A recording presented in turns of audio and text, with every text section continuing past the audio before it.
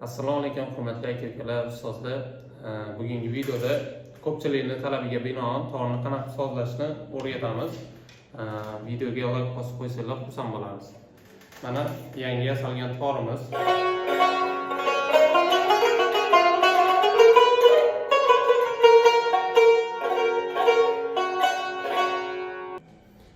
Tor chalishni o'rganmoqchi bo'lgan havaskor aka-ukalarimiz bo'ladigan bo'lsa, Telegramda tor chalishlik kanalimiz bor. Shu yerda videolarni ko'rib, bemalol xudo xolasi tor chalishni o'rganishingiz mumkin. Kanalimizga hamma taklif qilamiz. Torni sozlash uchun telefonda programmasi bor. Play Marketdan skachatib olsangizlar, Fano Tuner degan, shu orqali sozlash osonroq. Mana torni sozlanishi qanaqa sozlanadi? Ozarbayjonda masalan tor do'ga sozlanadi, birinchisimi, do'ga siga sozlanadi. Endi O'zbekistonda masalan Xorazmda bizda si bemol, si shunaqa sozlanadi. Ochiq birinchisi. Keyin vodiy tarafda la ga ham sozlab chalishadi.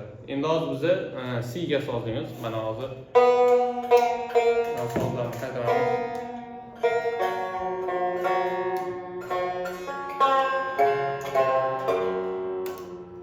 Tor sozimiz. Shuni sozlashni ko'rsatamiz. Mana si notaga to'shni yashilga keldi. Bittasi. Endi ikkinchisini shunga qarab sozlaymiz.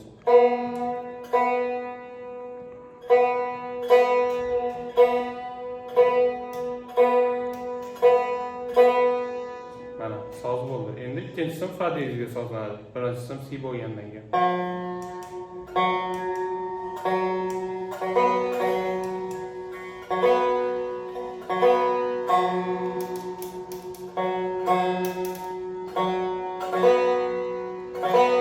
Mana soz bo'ldi. Endi uchinchisi do deymiz.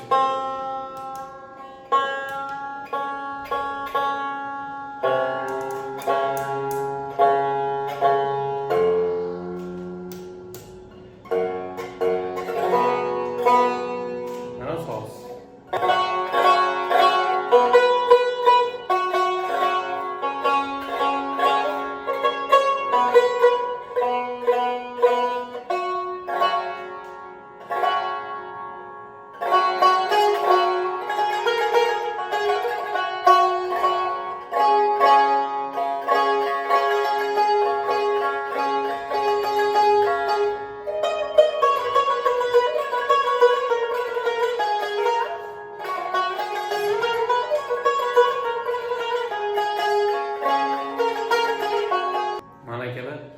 Video manfaatli bo'lsa, xudo xolasa kanalimizga obuna bo'lib qo'yasizlar.